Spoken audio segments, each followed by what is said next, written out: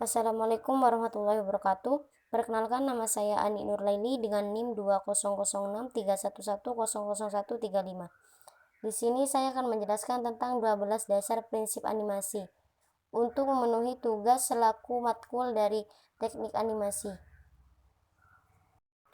Pentingnya mengetahui prinsip animasi itu sendiri, yaitu prinsip animasi sangat dibutuhkan oleh seorang animator sebagai bekalnya untuk berkarya menciptakan sebuah animasi. Karena mengapa? Dengan mengetahui prinsip animasi, seorang animator dapat menghasilkan karya yang menarik, dinamis, dan tidak membosankan. Adanya prinsip animasi ini sendiri diciptakan sebagai teori dasar bersifat wajib yang dimiliki dan dikuasai oleh animator agar dapat menghidupkan karakter animasinya. Yang pertama yaitu squash and stretch, di mana prinsip yang berfungsi untuk membuat ilusi seberapa keras permukaan sebuah benda. Squash and stretch ini merupakan upaya menambahkan efek lentur plastik pada objek atau figur sehingga seolah-olah memuai atau menyusut, sehingga memberikan efek gerak yang lebih hidup. Seperti contoh, terdapat contoh A dan B. Ketika sebuah bola dilempar, kemudian memantul, maka saat bola menyentuh lantai, seolah-olah akan berubah bentuk. Pada mulanya berbentuk bulat sempurna, kemudian menjadi sedikit lonjong. Yang kedua yaitu prinsip animation. Prinsip ini merupakan prinsip di mana kita sebagai animator memberikan tanda untuk penonton mengenai apa yang akan terjadi pada karakter. Prinsip ini biasa digunakan sebagai transisi dari dua major action. Yang ketiga yaitu staging. Staging di sini adalah gerak keseluruhan dalam sebuah adegan yang harus tampak jelas dan detail untuk mendukung suasana yang ingin dicapai dalam sebagian atau keseluruhan scene. Meskipun tokoh-tokohnya berupa siluet, kita dapat mengetahui dengan jelas apa yang sedang mereka kerjakan. Bisa saja hanya dengan mengubah angle kamera untuk mendapatkan siluet yang tepat meskipun actionnya sama.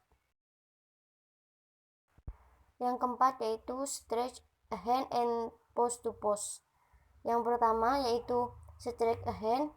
Metode ini merupakan cara menggambar secara berurutan mulai dari gambar pertama hingga seterusnya, di mana gambar awal sampai akhir menunjukkan satu rangkaian gerakan yang sangat jelas maksud dan tujuannya. Yang kedua yaitu terdapat pose to pose. Metode ini adalah cara animator membuat animasi dengan cara menggambar hanya pada keyframe tertentu saja. Untuk selanjutnya, between atau interval antara keyframe digambar atau dilanjutkan oleh asisten, bisa juga animator lain. Yang kelima yaitu follow through and overlap pin action. Follow through sendiri yaitu adalah prinsip animasi tentang bagian tubuh tertentu yang tetap bergerak meskipun seorang telah berhenti bergerak. Yang selanjutnya yaitu overlapping action sendiri yaitu sebagai gerakan saling silang, yaitu di serangkaian gerakan saling mendahului. Yang keenam yaitu slow in and slow out. Prinsip animasi ini menegaskan bahwa setiap gerakan memiliki percepatan dan perlambatan yang berbeda-beda. Slow in sendiri terjadi ketika sebuah gerakan diawali dari lambat kemudian semakin cepat. Sedangkan slow out terjadi ketika gerakan benda yang relatif cepat kemudian melambat. Prinsip yang selanjutnya yaitu arch. Prinsip arch sendiri berperan untuk membuat gerakan animasi tampak lebih alami, khususnya untuk gerakan manusia dan hewan. Cara berpikir pada prinsip ini adalah seperti pendulum.